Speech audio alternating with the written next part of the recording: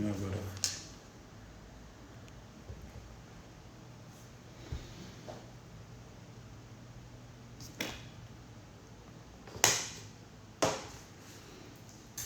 Sabe o que houve? Isso aqui aconteceu.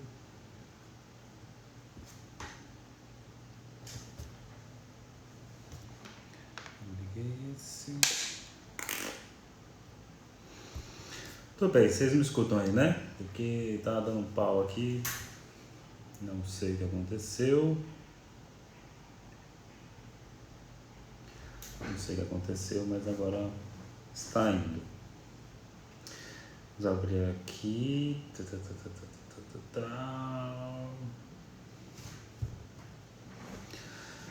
Tá rolando, né, o áudio? Beleza, então. Então, já foi avisado, obrigado. Tá dando um erro aqui, sabe só por quê. Muito bem, vamos falar então seminário 8, transferência. Olha lá. Elis, Giovana, Marisa, Andréa, Rubem, Amanda. Pessoal aí. Boa noite. Isso aí. Não, o microfone tá dando erro. Ele só tá aqui de falo. Só tá aqui aquela ilustração, porque alguém falou isso, né? Alguém falou que parecia um falo aqui. E aí é só você lembrar quando vocês tomavam banho com o pai de vocês, né? E ficava um negócio aqui pendurado. Então, a função acho que é essa, tá vendo? O pai ia pegar o sabonete, ia lá e voltava assim, meu Deus. Não é, cara? Você paga uma fortuna no negócio, aí você vai fazer a live com ele e resolve dar pau no celular. Algo bom. O erro deve ser meu, né? Não deve ser do negócio que muito bem. Ele foi feito para funcionar muito bem e deve ser alguma burrice que eu tô fazendo aqui para variar. Então eu vou seguir aqui no meu bom e velho fone de ouvido que tem microfone. Aí depois outro dia um cara me falou assim, na verdade isso aqui não tá captando nada. Eu falei, sério que eu tô há meses falando por aqui e não tá rolando nada? Não sei, viu? Eu vejo diferença. Eu já fiz o teste, agora ou melhor, falo paterno aqui balançando. Não, para os vídeos tá rolando, para gravar os vídeos aí tá rolando. Que eu tô gravando lá o Foucault do Zero com ele, vai rolar. Natália Pesce, beleza? Como vai a clínica? E eu vou começar também o Lacan mais um. Deixa eu já explicar o Lacan mais um pouquinho aqui, depois no final, se eu lembrar, eu falo de novo. O Lacan mais um é para dar uma aprofundada, né? Então, qual era o meu objetivo? Trazer um pouco do Lacan para a galera poder falar de Lacan, né? Porque senão fica aquelas aulas que ninguém entende coisa nenhuma e fica ali para poucos. E com o curso lá, Lacan do Zero, acho que deu para trazer tem muita gente que manda mensagem assim, falando que conseguiu entrar a partir dali, acho bacana. Então, só que aí eu vou começar a fazer o mais um aprofundado. Eu vou seguir aqui, ó, textos dos escritos, tá?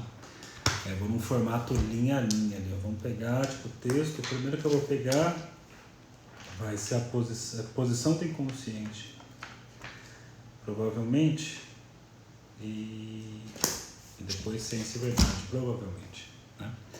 Para ir seguindo linha a linha, uma outra leitura já mais aprofundada, tá bom? Menos macarrônica.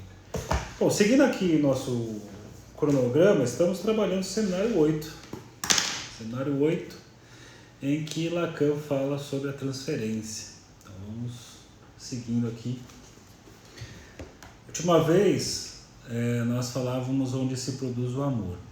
Não se esqueçam disso, até porque hoje de novo ele vai falar, por mais seja o próximo capítulo, que em tese já saiu da metáfora do amor, ele vai continuar falando um trechinho de onde se produz o amor. Mas em tese aqui, seguindo, nós entramos já no discurso de Pausanias. Lembrando, né, galera, o seminário 8 é um seminário que tem como base inicial o livro O Banquete, Platão, né? em que o banquete aqui, Platão, você tem um grupo ali de filósofos, tem da comédia, do teatro, e eles estão escolhendo um tema qualquer ali, explorado na hora, para cada um fazer um elogio sobre tal tema. E o tema que é escolhido é o amor, e aí você vai ter uma sequência de falas, né? Então, só para retomar aqui, o primeiro que vai falar é Fedro, depois quem fala Pausânias, depois Erixímaco, depois Aristófanes, depois Agatão, depois Sócrates, e aí vem a cena da entrada de Alcibíades, e a entrada de Alcibíades é bem interessante porque até então os outros talvez nunca tenha dado uma importância grande à entrada de Alcibíades, e o Lacan vai dizer que é um dos pontos principais, inclusive, né, ele abre o seminário começando por onde entra Alcibíades na história.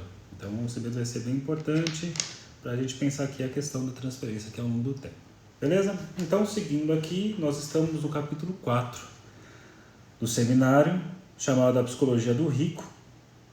E aí, se você quiser ter acesso ao PDF, você vai lá no grupo do Telegram, Saulo Durso Ferreira Psi, meu nome, né, Psi, que é o nome que está aparecendo aí no Telegram. Você vai nesse grupo do Telegram, do WhatsApp, do Instagram, aí você vai lá no Telegram e você tem acesso em arquivos ao material, tá? Então, no capítulo 4, chama-se A Psicologia do Rico, falando aqui de Pausânias. E que eu sugeri para vocês lá na descrição do post. Deem uma olhada no texto O Banquete, que eu vou falar um pouquinho dele aqui, né, para a gente poder entrar no assunto, e também pegue o texto Lacaniana 1, que é um livro muito legal, porque nós temos aqui pelo menos os 10 primeiros seminários do Lacan resumidos. Apesar que agora, né, o Christian Dunker está fazendo uma sequência de vídeos muito legal, que cada vídeo ele fala de um dos seminários. Coisa de 12 a 15 minutos, aí dá uma explicação rápida, mas é bom que dá uma bela situada para ajudar na leitura. E esse livro também é muito bom para você seguir os resumos, as ideias, né, que tem ali. Isso daqui também tem lá no grupo do Telegram, você pode entrar em arquivos e pegar. E também tem esse. Então vamos começar com o banquete, na parte que tem a Psicologia do Rico, mas no discurso aqui vai aparecer... Desculpa, eu estou resfriado, então com a voz anasalada. Você tem o discurso do Fedro e depois vamos chegar aqui no discurso... Cadê? Que diz assim... Vou pegar alguns trechos só para situar a gente, depois passar no Mustafa, no Lacaniano, e depois entrar no seminário e aí seguimos nossa vida. Então, assim, de Fedro foi mais ou menos esse o discurso que pronunciou no dizer de Aristodemo. Beleza. E aí depois diz aqui. Fedro houve alguns outros que não se lembrava bem, os quais deixou de lado, passando a contar o de Pausânias. Disse este: não me parece bela, ó Fedro, a maneira como nos foi proposto o discurso. Essa simples prescrição de elogio ao amor. Se, com efeito, um só fosse o amor, lembrando ali que em Fedro o amor é um, né? O Fedro fala do amor como Deus mais antigo, e aí o Pausanias não concorda assim, se um só fosse o amor, muito bem estaria. Mas na realidade não existe só um amor, existem dois aí, né? E não sendo um só, é mais acertado primeiro dizer qual que você deve elogiar. Então Pausanias vai pensar que existe dois amores. Tentarei eu, portanto, corrigir este, senão, e primeiro dizer qual o amor que se deve elogiar, depois fazer o elogio digno do Deus. Todos, com efeito, sabemos que sem amor não há Afrodite. Afrodite, deusa do amor. Se, portanto, um só fosse esta, um só seria o amor. Como, porém, são duas Afrodites, é forçoso que dois sejam também os amores. Então, são duas Afrodites, são dois amores. E o que isso significa para nós em termos filosóficos, em termos de trazer isso para a nossa clínica? Então, é legal pegar aqui, ó. Se, portanto, um só fosse, como, porém, são duas, é forçoso os dois amores. E como não são duas deusas? Aí vai dizer das duas deusas, né? Das duas Afrodites. A Afrodite Pandêmia e a Afrodite Urânia. Que vai falar o quê?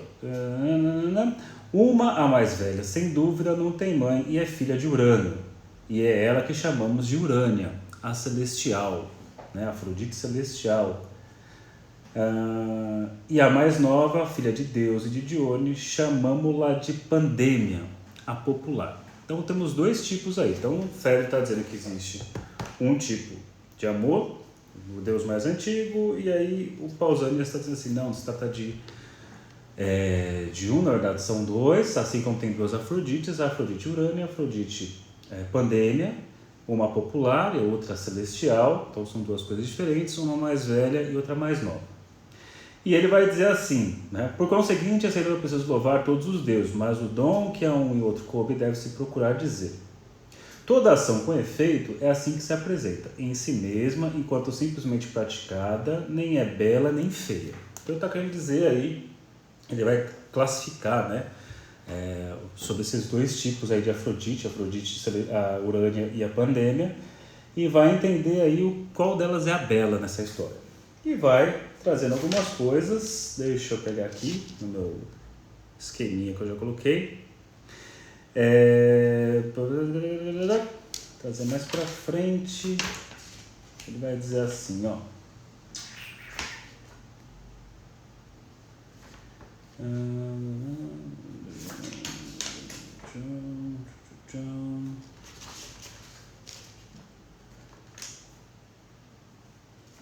Cheguei aqui, vai. Dois amores, uma mais velha, que não tem filha de Urano, que é a Urânia, que é... Bom, e aí vai trazer algumas coisas, né, ó. Toda ação se apresenta em si mesma, praticada, não é nem bela e nem feia. O que é belo e corretamente feito fica belo, o que não é fica feio. E diz aqui, o amar e o amor não é todo ele belo e digno de ser louvado, mas apenas o que leva a amar belamente. Então tentar chegar em qual é belo e qual não é o belo aí. Aí o parágrafo 2, aí na sequência aqui, o amor de Afrodite pandêmica é realmente popular. É ele que os homens vulgares amam.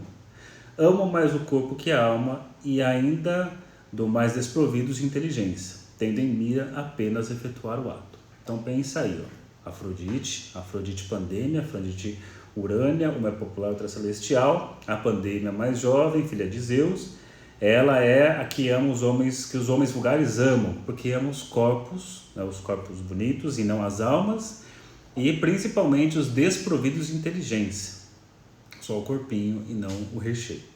E aí o outro amor, que é a outra, né, a Afrodite Urânia, coloca, afeiçoam-se ao que é mais forte e tem mais inteligência.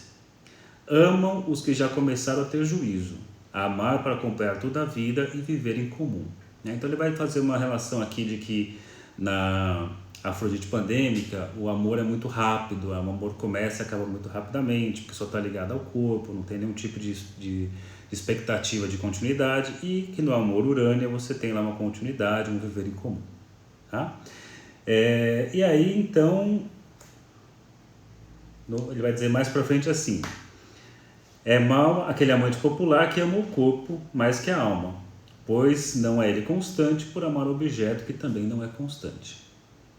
E depois o amante do caráter, que é o bom, né, esse é o bom amor, é constante por toda a vida porque se fundiu com o que é constante. Então, para pensar aqui didaticamente, para ajudar a gente para a leitura, Fedro, amor é o deus mais antigo. Pausanias não concorda com Fedro e vai dizer, da mesma forma que existe duas Afrodites, a Urânia e a Pandêmica, existem dois amores aí, e vai fazer essa leitura de um amor celestial, um amor popular, um amor ligado ao corpo, um amor ligado à alma e à continuidade. Então essa divisão é importante.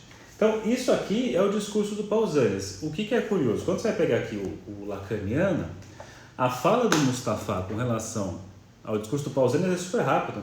É uma fala assim brevíssima, então ele praticamente diz um parágrafo. Ele diz aqui, o discurso de Pausanias, cuja psicologia é de um rico mas que tudo preocupado com boas aplicações, dará à matéria um comentário truculento que permitirá Lacan dar a única explicação convincente que conheço dos soluços de Aristófanes. Nem chegamos lá ainda, né? E que não é desmentida pelo jogo repetido ao qual se entrega Platão sobre a isologia pausanou pasonômeno, a saber que o grande poeta cômico se dobrava de rir. Então, o Mustafa, ele só coloca isso. Então, não resolveu nada na nossa vida, então muito obrigado por não ter falado nada. E vamos agora seguir no texto do Lacan. Mesmo Lacan, vejam só que apesar de ser capítulo 4 da Psicologia do Rico, Pausanias, ele vai demorar para chegar no Pausanias. Vai gastar aí pelo menos a parte 1 e 2 para falar ainda do final do raciocínio do Fedro. Mas é muito legal. Acho que essa parte aqui, beleza? Fugirum Forcombi. Vamos ver o que ele fala. Então vamos comigo. Seguindo aqui. Lembrando que a gente falou no último encontro, que é a passagem de amado para amante, que é onde se produz o amor, né? A gente vai colocar aqui, né, a passagem de Erastes para Herômenos, que se produz o amor. Ele coloca aqui então, fomos ao primeiro parágrafo. Tentei hoje avançar na análise do banquete, já que esse é o caminho que escolhi para introduzi-los este ano ao problema da transferência. Então, estamos aqui nesse nosso seminário live para tentar falar de transferência, só que estamos sem pressa aí. Eu sei que tem a galera que já está nos seminários lá na frente, que só fica falando em nós, só fica falando em topologia, só fica falando no segundo Lacan, mas o primeiro Lacan também existe esse começo aqui também, intermediário, acho que é importante passar por ele. Então, antes de ir lá para frente, vamos passar aqui por esse, não digo nem início, é intermediário, que não é o Lacan do comecinho aqui ainda não, mas também não é o último Lacan. E ele vai colocar, fomos a última vez, até o fim do primeiro discurso, de fé. Então, para concluir isso. E eu vou pular o parágrafo, vou chegar no parágrafo que nos interessa aqui, que ele fala assim: gostaria de evitar fazê-los percorrer este caminho passo a passo, discurso por discurso, ficando vocês no final extraviados ou cansados e perdendo o objetivo, o sentido do ponto para onde nos dirigimos. E foi por isso que, da última vez, introduzi meu discurso com essas palavras sobre o objeto, sobre esse ser do objeto, que sempre podemos nos dizer com razões mais ou menos boas, mas sempre com alguma razão ter perdido. É por lhe haver faltado. Então ele vai construir um raciocínio aqui muito importante para nós, para mostrar o engano que existe no encontro entre amante e amado, né? Quem aqui tem algum relacionamento, está vivendo uma relação amorosa e sabe das complicações que é.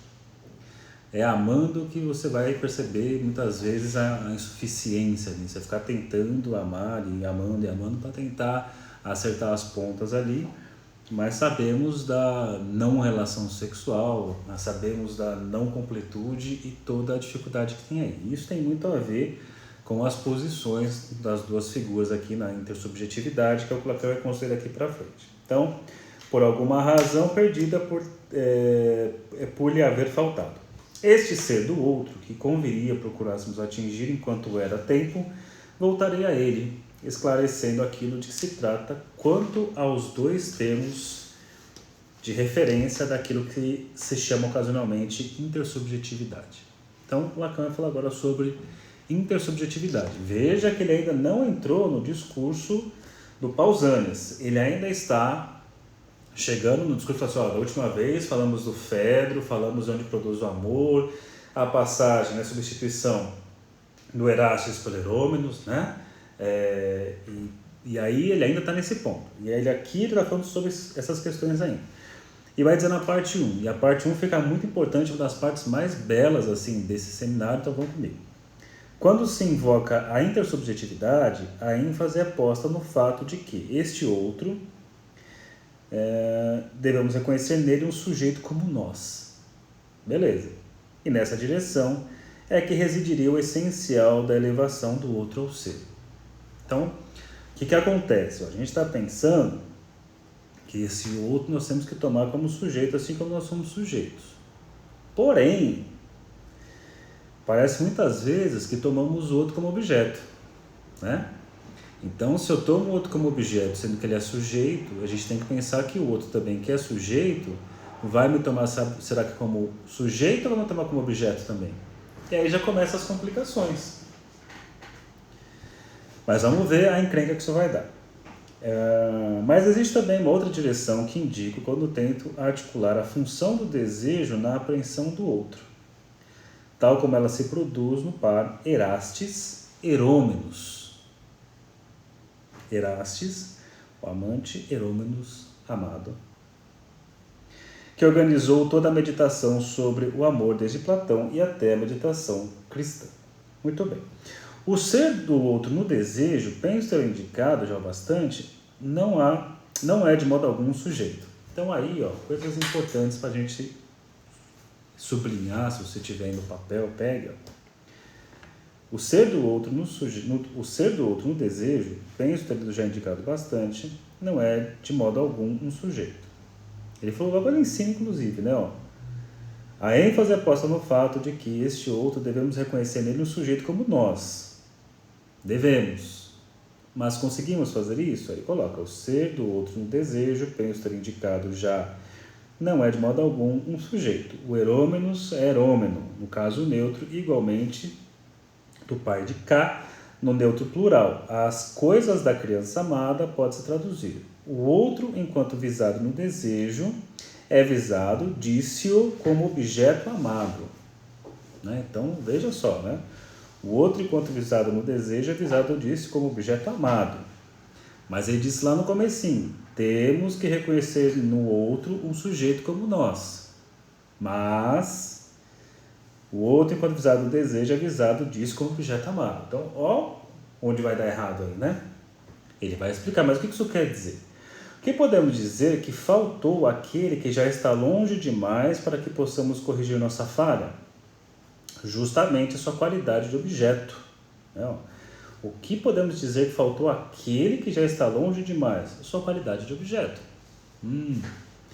Porque, né, normalmente o que nós fazemos é tomar o outro não como sujeito, mas como objeto que vai preencher a nossa falta. E não adianta, eu posso falar aqui várias vezes, isso está nos livros, está onde você quiser, mas ainda assim nós insistimos em achar o outro para nos preencher. A partir do momento que eu acho um outro que me complete, o outro deixou de ser sujeito e se tornou um objeto que preenche a minha falta. Veja só, como às vezes a gente faz aqueles discursos muito bonitos, porque o outro me completa, eu tomo o outro como sujeito me completando. Pô, mas daí se é outro te completando, ele não está sendo um sujeito, ele está sendo um objeto que te completa. É bem interessante isso aí, né? Porque isso é uma forma, inclusive, de se pensar quando você faz uma diferenciação de neurose e perversão, que em tese, na neurose, a pulsão não é parcial, a pulsão é total, tomamos objeto total, né? O Eduardo Poeta diz assim, parece que o outro hoje é tão descartável. Na verdade não é hoje, né? Na verdade, o que parece, né, se a gente for pensar um pouco sobre as questões, sei lá, feministas, você pega aí, muita gente fala assim, porque na época da minha avó era assim, o casamento durava, meu avô dava umas mancadas, mas ela tolerava. Aí posta aquelas postagens cafonas, horríveis, que coloca assim, não, porque no passado, quando alguma coisa quebrava, as pessoas arrumavam, hoje as pessoas trocam, aí põe lá, porque na época dos nossos avós, eles ficavam uns com os outros. Isso é bem, porque não é bem assim, né? Um vídeo clássico aí, tem lá o Brito Júnior estragando um casamento de, acho que 50 ou 60 anos juntos, e você tem lá o casal, né, velhinhos lá, e ele fala, que coisa bonita, Dona Maria e seu José, deve ser, né, Dona Maria e seu José, vocês estão juntos há quantos anos? 50 anos, que coisa maravilhosa, 50 anos juntos, de muito amor, os dois sempre juntos, é isso mesmo? É isso mesmo, não sei o quê, e sempre com muito amor, sempre com muito amor. Aí o Brito Júnior vai lá e fala assim pro seu José, ou seu João, ô seu José, e o senhor sempre foi ali firme, sempre foi fiel, o senhor é caminhoneiro, né? Nunca deu uma pulada de cerca? Aí ele assim, sabe como é que é, né? Cara, essa hora da dó, porque ela olha assim, como assim? Não, uma vez ou outra, não sei o quê, e fica um puta climão. Então, às vezes a gente fala assim, porque na época dos nossos avós, eles se cuidavam mais, a mulher aguentava tal coisa. Aguentava, cara, mas assim, é pra aguentar? É pra aguentar quieta uma série de coisas? É pra aguentar quieta marido que traía, que era violento, que era grosseiro, né? Quantas vezes você escuta esse tipo de fala, assim, né? Da situação da família ali, o patriarcal, o homem da casa que manda e fica quieto. Então, assim, você vê ali, por um lado, você tem relações de abuso, né? Relações de abuso, e que funcionava bem enquanto outro objeto. Ó. Você faz aí, eu lembro daquela novela, não lembro da novela na verdade, eu lembro da frase, que era uma frase tosca, mas uma frase que funcionava, né? Muito tempo. Vá se lavar, como que é? Se arrume que eu vou lhe usar, vai se lavar que eu vou lhe usar, umas coisas que eu não lembro quem era que fazia, nem lembro da novela, eu sei que escutei essa frase aí. Então veja aí, quando o sujeito é sujeito, cara, esse é o problema. E por isso que é legal o Foucault, nessa hora que você começa nesse raio de desadaptação. A pessoa fica desadaptada, a pessoa não quer mais submeter, não quer mais ficar nesse lugar aí de dominação. Então aquela coisa é bonitinha porque o pessoal já está mais velho na história. Mas até chegar ali, né, muita mulher teve que se calar, teve que ficar num lugar de não desejar nada. José Wilker, isso mesmo. Então, acho que é legal pensar nisso. Então, isso é uma coisa, porque eu estava falando disso, porque quando você pensa na perversão, a perversão é aguentar de outro jeito, é isso aí. Né? Por isso que o filme As Sufragistas é necessário, né? Necessário, os sufragistas vão mostrar ali, cara. Para você conseguir quebrar o natural do processo, sempre foi assim, mas tudo é uma história, né? Tudo foi construído e mantido. Então vai vendo aí a coisa. E por que eu estou falando disso? Porque quando você fala desse outro como objeto e não como sujeito, às vezes dá para pensar nas escolhas, né? Que em tese o neurótico escolhe, fica com tudo do outro, e na perversão seria só com uma parte, um objeto parcial. E o Lacan meio que traz isso para a gente, que a questão é sempre objeto parcial. Tem jeito. Nós tomamos o outro nesse lugar de objeto, e não um lugar de sujeito, esse sujeito... Porque o sujeito tem vontade própria, né? E quando o outro tem vontade própria, é o inferno do outro. Puto, o outro tem vontade própria. Seria tão mais fácil se não existisse esse outro. Então, claro, é óbvio que eu falo isso em tom de ironia, né? Mas eu acho que é importante pensar nisso, que a gente está em dificuldade muito grande de tomar o outro como sujeito.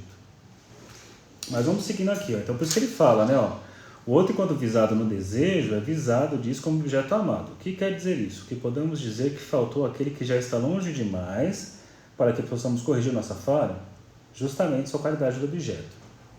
Vamos lá. O que inicia o movimento de que se trata no acesso ao outro que nos é dado pelo amor é este desejo pelo objeto amado que eu compararia, se quisesse imagá-lo, à mão que se adianta para pegar o fruto quando maduro, para atrair a rosa que se abriu, para atiçar a chama na lenha que de súbito se inflamou. Né? Então veja aí que temos a frase que ele fala daqui a pouquinho para explicar um pouco esse engano em relação à busca desse outro. Muito bem, o que ele vai dizer aqui? Entendam-me bem na sequência do que vou dizer, com esta imagem que não irá muito longe, esboço diante de vocês aquilo que se chama um mito. Vão vê-lo bem no caráter miraculoso da sequência, disse-lhes a última vez sobre os deuses de onde se parte do banquete, Megatelos, né? É um grande deus, o amor, diz Fedro no início, que são as manifestações do real. Lembrando, né? A rigor, o sujeito lacaniano não tem vontade própria. A sua verdade no estado está fora, o objeto que ela desvela. O sujeito não deseja, é tomado por um desejo. Isso aí, ó. Aliás, o Vicentini aqui é um bom cara para vocês seguirem, que ele é um estudioso, psiquiatra também, né? Você é um psicanalista psiquiatra, não é isso? Se não me engano é isso aí. É um cara bacana de vocês seguirem. Assim como o pessoal que faz um estudo bem sério de psicanálise da borda lacaniana. Os caras que fazem É a galera que senta assim, ó, vamos lá, palavra por palavra, o que o Lacan está dizendo aqui e o que ele não está dizendo. Então, nesse estudo assim mais aprofundado, Vicentini é um cara legal para vocês se encontrarem aí. E o pessoal da Borda, não sei se ele está na Borda também, mas o pessoal da Borda é muito legal. Bom, e tem, seguindo aqui, Fedro nos diz que o amor é o primeiro dos deuses imaginados para a deusa do poema de Parmênides. E ela vai dizer aqui mais embaixo, a primeira imaginação, invenção da verdade, é o amor. E ele nos é aqui igualmente apresentado como não tendo pai nem mãe. Não há nenhuma genealogia do amor. E, no entanto, já em Hesíodo, nas formas mais míticas da apresentação dos deuses, se ordena uma genealogia, um sistema de parentesco, uma teogonia, um simbolismo. Deixa eu ver só aqui o que está rolando aqui. Tá. O Deus cristão, que é este meio caminho, de que lhes falei, entre teogonia e ateísmo, do ponto de vista de sua organização interna, esse Deus trino, um em três, o que é ele? Senão a articulação radical do parentesco como tal, no que este tem de mais redutível, misteriosamente simbólico. A relação mais oculta e, como diz Freud, menos natural, a mais puramente simbólica é a relação do pai com o filho. É o terceiro termo ali presente sob o nome de amor. Dois bravos. Então, o que ele está querendo dizer aqui? Não sabemos ainda, né? Ele está construindo uma série de coisas. Onde você quer chegar, Lacan? Então, a gente está tentando entender aqui. Ele veio falando ainda do Fedro. Ele veio falando desse lugar da função, da questão do Deus como real. Ele veio falando aqui da questão simbólica. Aí ele fala, foi daí que partimos do amor com Deus, isto é, como realidade que se manifesta e se revela no real. Como tal, não podemos falar disso senão como mito. É igualmente o que autoriza a fixar diante de vocês a orientação que está em questão. Encaminhamos-nos rumo à fórmula, à metáfora, à substituição do Erastes pelo Herômenos. Isso daí foi onde nós finalizamos, né, no último encontro, que eu trouxe até um texto extra, muito legal, espero que vocês tenham lido lá, que é um texto muito legal esqueci o nome agora, da página. Daqui a pouco eu lembro e falo. E essa metáfora que gera a significação do amor. Então, beleza. Então, por enquanto, eu não trouxe nenhuma novidade, porque está falando, nós já falamos nos outros encontros. Para materializar isso diante de vocês, ele quer falar aqui da substituição do Erastes pelo Herômenos. Lembrando, né, que a passagem aqui do amante pelo amado, e ele coloca, pensando na anterior, ele vai buscar ali 3 histórias, entre aspas, né, de amor, para mostrar onde se produziu efetivamente a metáfora que possibilita a substituição. Ali traz o Orfeu e fala ali, nem se fala, ali não foi nada disso, porque o que ele pega não é exatamente sua amada, é um espectro, e ele ainda olha antes da hora e perde ela para sempre, não conta. Ele traz depois como é que chama ela? Esqueci o nome da moça aqui. Depois ele traz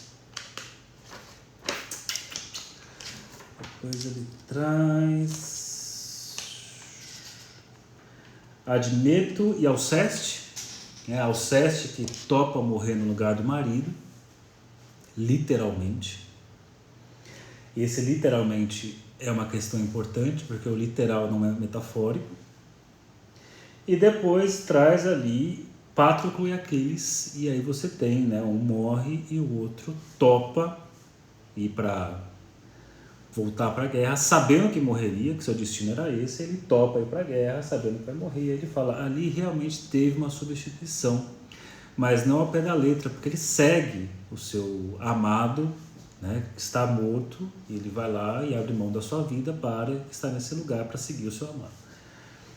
Porque na verdade era o seu amante, ele passa a ser a posição de amado buscando. Então aí ele fala, é nessa situação que se produziu o amor, porque teve a substituição. Então vai chegar a famosa passagem que diz assim, para materializar isso diante de vocês, tenho o direito de contemplar minha imagem e de fazer dela realmente um mito. A imagem é essa. Esta imagem que se estende para o fruto, para a rosa, para a acha que se inflama de repente, seu gesto de pegar, de atrair, de atiçar é estreitamente solidário à maturação do fruto, à beleza da flor, ao flamejar da acha, mas quando nesse movimento de pegar, de atrair, de atiçar, a mão foi longe o bastante em direção ao objeto, se do fruto, da flor, da haste sai uma mão que se estende ao encontro da mão que é a de vocês, e nesse momento é a sua mão que se detém fixa na plenitude fechada do fruto, aberta da flor, na explosão de uma mão em chamas. Então aí que se produz é o amor. Então o que ele está dizendo aí? Lembrando, o amor se produz na substituição de Erastes por Herômenos. E ele está dizendo essa situação. Nessa situação, é você ali esticando a sua mão para pegar um fruto, né? E quando você está ali alcançando isso, o que você encontra é uma outra mão vinda do outro lado. E aí criou-se uma ilusão. E diz aqui, ó, peguei uma frase, em nossa leitura, o excerto acima, esse trecho que eu li, sugere que não há objeto de amor correspondido. Diferentemente, por mais que o amante estenda sua mão para o fruto, que seja o objeto de amor, atiçando, o que ele encontra, por sua vez, é justamente o amado. Então, você está lá buscando algo que você deseja, nesse seu movimento ativo, e que você encontra do outro lado, o amado. O problema é, este, por sua vez, o amado, também estende sua mão e por isso o milagre que se dá é justamente o encontro de dois amantes e não do amante com seu amado. É isso?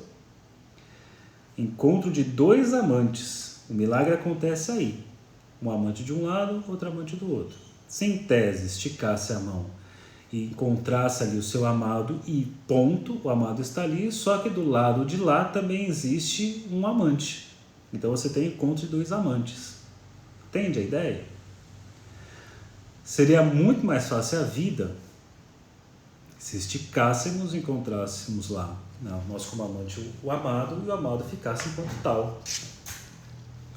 Só que daí ficaria um lugar para este objeto, né? O problema é que o outro responde desse lugar. Quer dizer, não está nem respondendo, ele está também em busca de algo.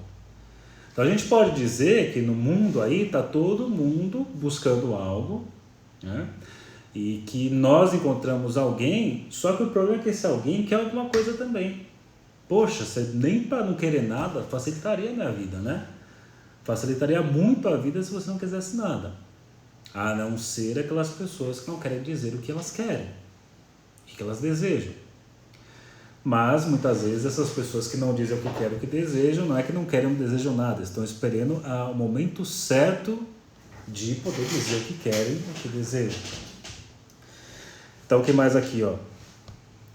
Uma forma de compreensão disso seria retomar o ensino lacaniano que destaca que não haveria comunicação de mensagem de um emissor para um receptor, pois trata-se sempre do encontro de dois sujeitos, olha só, resultando no mal entendido do amor e da comunicação, que é isso aí, é a base, né? A base da bagunça é essa, são dois sujeitos. Se o outro funcionasse como objeto, seria muito mais fácil.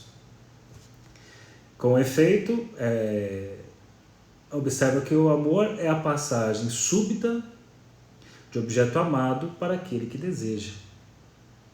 Não, então aqui, ó, objeto amado para aquele que deseja. Nesse sentido, então, aquele que em tese... E aí você vê a bagunça que dá, porque a coisa você não entende uma vez só, a coisa fica acontecendo, né? Essas coisas que o Lacan traz, e pelo menos assim que eu penso, é que nem quando você pensa assim, ó, você pega um gato e o gato sempre vai cair de costas, né? E aí você coloca... Não, o gato sempre cai de pé, né? Desculpa, o gato sempre cai de pé. E aí você vai colocar nas costas dele uma torrada e passar a manteiga em cima. E o que vai acontecer? O gato sempre cai de pé e a torrada sempre cai com a manteiga para baixo. Quando você amarrar no gato a torrada com manteiga virada para cima e soltar o gato, o lado de baixo do gato vai para baixo, mas também o lado da torrada com manteiga vai para baixo. Então você vai ter um movimento sem fim girando e nunca vai chegar até lá embaixo. É um movimento contínuo. Eu acho que é legal pensar nisso para pensar nessa situação exemplar que ele traz da mão que alcança o fruto e que encontra a outra mão ali, né? Porque ele colocou dessa maneira, né? O amor é a passagem súbita do objeto amado para aquele que deseja. Então, você vai então em direção a isso, ao seu objeto amado, e o que você encontra do outro lado é alguém, um amante também. Então, onde dois amantes se encontram. E ele vai falar algumas coisas sobre isso, inclusive. Convém ainda, eu voltei para o Lacan, não parar por aqui, e dizer que é o amor em face, quero dizer que é o de vocês, quando são vocês que eram inicialmente o erômenos, objeto amado, e de súbito se tornam erastes, aquele que deseja. Não, então é essa passagem. Você que estava nesse lugar inicialmente do objeto amado, você se percebe então aquele que deseja. Num certo sentido, de forma a começar a pensar que...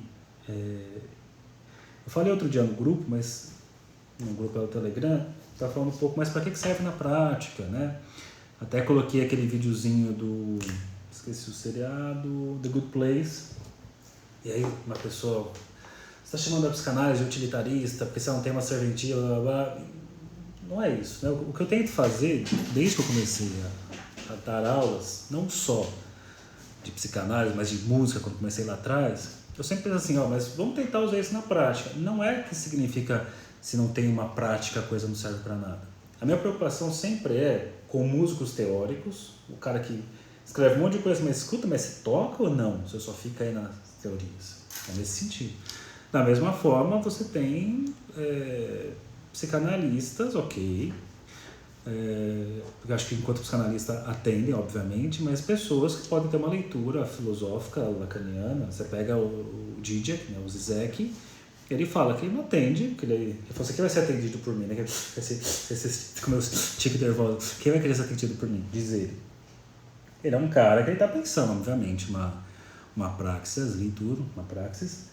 Mas o que eu coloco no post, assim, de vez em quando eu me pergunto, vejo pessoas fazendo umas coisas tão complexas, assim, mas como é que funciona na prática? Não significa que eu diga assim, se você não põe na prática, não funciona. Então, às vezes tem as leituras, força a barra, não foi isso que eu falei, mas assim, o que eu estou querendo dizer aqui? Trazer um pouco para a prática, porque eu acho que fica mais interessante você querer ler o texto, e não a postura de se não funciona na prática, a coisa não me interessa. Porque vamos tentar pensar essa passagem, o objeto amado e de súbito se torna erastes, aquele que deseja.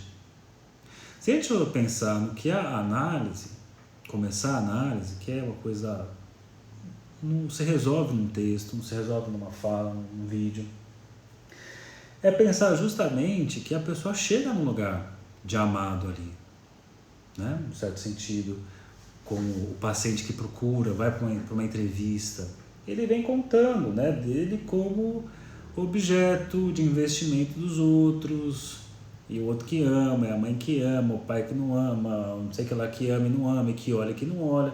Vai contando isso, e meio que a ideia é assim, mas e você nessa história, você deseja o quê, criatura? E o que a gente poderia pensar em tese, isso é muito em tese, muito esquemático, mas para ajudar a pensar, que existe uma passagem na análise de sair desse lugar de erômenos, né, do amado, para ocupar o lugar de erastes, o amante. Tem alguma coisa ali, aquele que deseja. Está aqui, aquele que deseja. Então, o amor em face, quero dizer, de vocês, quando são vocês que eram inicialmente erômenos, objeto amado, e de súbito se tornam erastes, aquele que deseja. Então, o que nós queremos? Pegando aqui seminário 7, o seminário antes desse. Nós queremos o bem do paciente? Não, né? Não, a questão não é querer o bem. É querer o bem é a hora que a psicanálise vai para uma psicologização, né? E veja que eu também entendo que existe uma psicanálise que vai para uma psicologização e tudo bem. Eu curto ficar num lugar de movimentação, de poder falar de outros autores, não que eu tenha preferência por eles, mas saber que eles existem também, né? Então, acho importante poder sair disso aqui. Então, não queremos o bem do paciente, mas queremos que ele deseje, é isso que eu quero numa análise. Aqui, dá para pensar também a formação do eu como aquele que pode amar, sair do lugar de objeto para o sujeito. Aí no esquema ele fica claro, né, de você sair do lugar do eu moá para ir para o eu G, sair da enunciação para ir para o enunciado, né? E é uma clínica do desejo. Por isso que o Lacan até fala de uma erotologia, acho que é isso que ele fala, assim, né? De ser, a psicanálise ser isso, muito menos uma psicologia, muito mais um estudo do amor. Mas no amor enquanto esse lugar de Erastes que deseja. Ele coloca, né? Vejo o que pretendo frisar com esse mito. Todo mito se relaciona com o inexplicável do real. E é sempre inexplicável que o que quer que seja responda ao desejo. Saulo, o que você acha da ideia do convívio de ambos os aspectos, ser amante, amado, objeto, sujeito? Então, eu acho a princípio, não sabemos lá na frente o que vai acontecer, que esse lugar fica numa movimentação, né? Acho que justamente a quebra disso é meio que impossível. Penso até aqui. Não sei se você vai falar algum momento de uma ruptura, né? Mas esse lugar amante, amado, parece que é uma coisa que vai ficar nesse gato com a torrada de manteiga nas costas. Mas vamos ver, posso estar enganado aqui. A estrutura de que se trata não é de simetria e de retorno. Pois é, tá vendo? Igualmente, essa simetria não é uma simetria, pois na medida em que a mão se estende é em direção ao objeto. A mão que surge do outro lado é um milagre, mas nós estamos aqui para organizar milagres. Estamos aqui exatamente para o contrário, para saber. E o que se trata de acentuar não é o que se passa dali para além, é o que se passa ali, isto é, da substituição de Herômenos pelo Erastes. Então, isso aí. Deixa eu ver a parte do texto, porque agora vemos por espelho e enigmas, então veremos face a face, como conheço em parte, mas conheci também como sou conhecida. Vocês podem ser com o amante amado? Não sei, eu preciso de olhar o texto todo, assim, mas não sei não.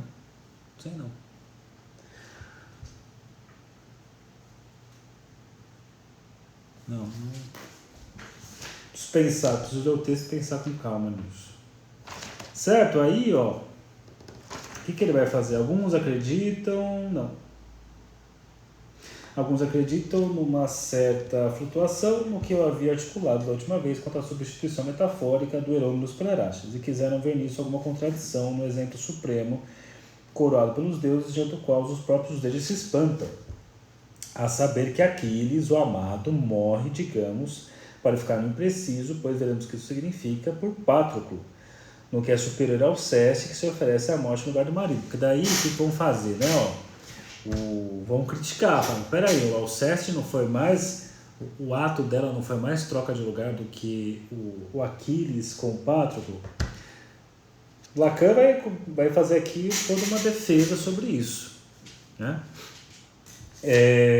Mas eu acho que é importante aquela dimensão da metáfora aqui. Para, de fato, ser a metáfora, tem que ter uma substituição e não uma coisa ao pé da letra. Legal essa parede, né? O cara mandou muito bem. Passar o contato dele no próximo. Então aqui, o termo empregado por Fedro a propósito desta hiperapotanem se opõe a epapotanem. Ela morre em lugar, hiper do marido. Com Aquiles é outra coisa, porque Patroclo já está morto, né? Alceste troca de lugar com o marido requisitado pela morte. Franqueia esse espaço de ainda há pouco se torna entre aquele que está ali e o outro. Ela realiza algo que é feito mesmo para arrancar aos deuses um testemunho desarmado diante do extremo, que lhe valerá receber o prêmio singular de tornar de seres humanos. Acho que tem uma coisa aqui bacana, né, que ele traz para pensar por que o gesto do Aquiles é mais realmente mostra o amor, apesar da Alceste morrer no lugar do marido. Porque ele está dizendo aqui, a Alceste ela ganha algo, ela recebe um prêmio disso, de retornar. Então, assim, tem uma promessa aí.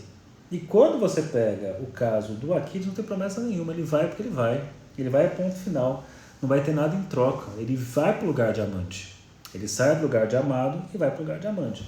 Então, na prática, a gente pode pensar que na análise a pessoa chega num lugar de Aquiles amado e que o giro se dá quando bate com Aquiles amante. É aí que se produz o amor. Então queremos que nossos pacientes amem. E nisso se produz, né, essa coisa que parece o amor, que tem a ver com a transferência.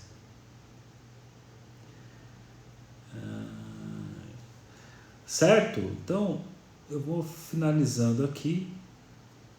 Tivemos uns probleminhas aqui com essa câmera hoje.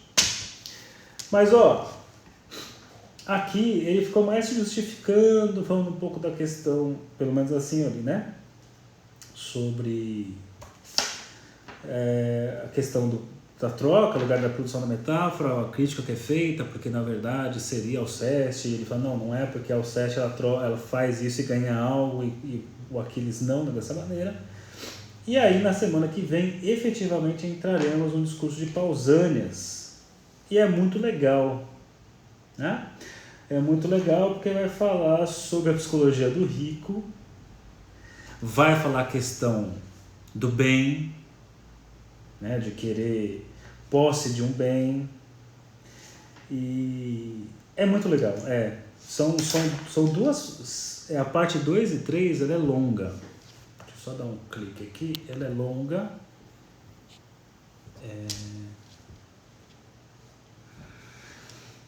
e vamos tentar seguir semana que vem. Acho que não sei se dá para trabalhar inteira, eu vou tentar trabalhar toda aqui, tá bom? Deixa eu ver aqui, Saulo, não sei se fez ou pretende fazer uma live sobre felicidade, trazendo teóricos que falam sobre felicidade. Eu nunca fiz, não. É que minhas lives são mais voltadas para psicanálise, né? Nunca foi um tema que me chamou a atenção, não. Quem sabe futuramente. Saulo, show, legal ler antes de você tirar as dúvidas dos textos sem nem perguntar. Bacana. O texto do banquete está disponível apenas no Telegram? Apenas não, você coloca no Google, você acha, é um texto fácil de achar. Tá bom? E lembrando, em breve, porque eu tô com minha agenda bem complicada aí, né? Mas eu tô fazendo aos poucos, até atrasei um pouco o lançamento de curso. Tem um curso diagnóstico psicanalítico que provavelmente eu vou lançar na semana que vem, na segunda-feira. Eu vou fazer uma live lançando ele. E aí eu tô fazendo as coisas com um pouquinho de atraso, mas porque tem muita coisa rolando. E, como eu falei para vocês, como eu já fiz o Lacan do zero, que é o Lacan didático, um monte de lacaniano que me enche o saco, que fala assim, é muito didático, o Saulo parece que tá dando aula em cursinho. Mas esse foi o objetivo, né? O Lacan do zero é para deixar a galera brincar, tá? Vamos jogar bola todo mundo? Não, só brincando quem é super erudito. Não, galera, vamos brincar todo mundo, vai jogar bola todo mundo. Mas o jeito que você tá falando lá não é completamente certo. Pois é para todo mundo entrar. Eu acho muito legal porque tem muita gente que provavelmente jamais teria entrado nesse assunto e que hoje a gente troca muitas ideias boas aí sobre Lacan. Então, o Lacan do zero foi um Lacan didático, um Lacan universitário, um Lacan divertido, que eu adoro. Mas agora veio o Lacan mais um. Lacan mais um, aí é outro formato. É um formato assim, vamos pegar textos e ler. É parecido um pouco com o que eu faço na live, só que como eu não estou ao vivo, dá para fazer uma coisa mais pausada, assim, mais detalhada, enfim.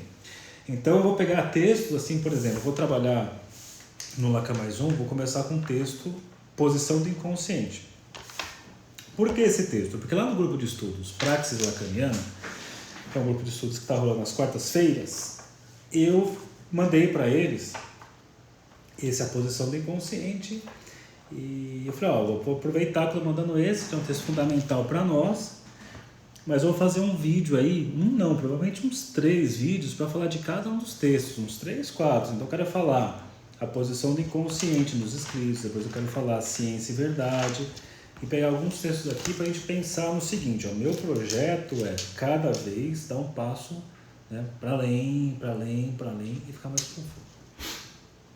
O Renan acompanha da Austrália. Na Austrália são que horas? São 12 horas de diferença. Que horas são aí? Não sei. Olha que legal, eu também comecei pelo zero, foi minha porta de entrada na psicanálise. Isso eu fico muito feliz, cara. Eu acho muito legal, por mais que me xinguem aí de xingue. Professor de cursinho lacaniano, mas é o que é, né? Boa noite para vocês, bom descanso. Tenham um bom humor, gente.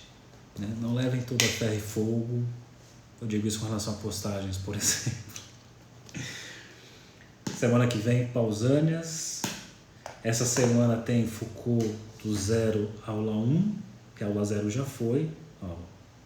10 horas da manhã lá na Austrália, deve estar um calorão. Quer dizer, não sei, é frio, não tem ideia. Então, e aí em breve o Lacan mais um, pra gente aprofundar, explodir a cabeça, ficar cabeçudo, criar músculo no cérebro e no inconsciente. Tá bom? Boa noite pra vocês, bom descanso a todos e todas e até. Peraí, presencial, previsão... Não, puta, não tem horário pra supervisão, não tem. Tem um outro horário que eu já dou supervisão que tá... O Praxis roda de quarta-feira, ele é ao vivo pelo Zoom, toda semana. Tchau pra vocês.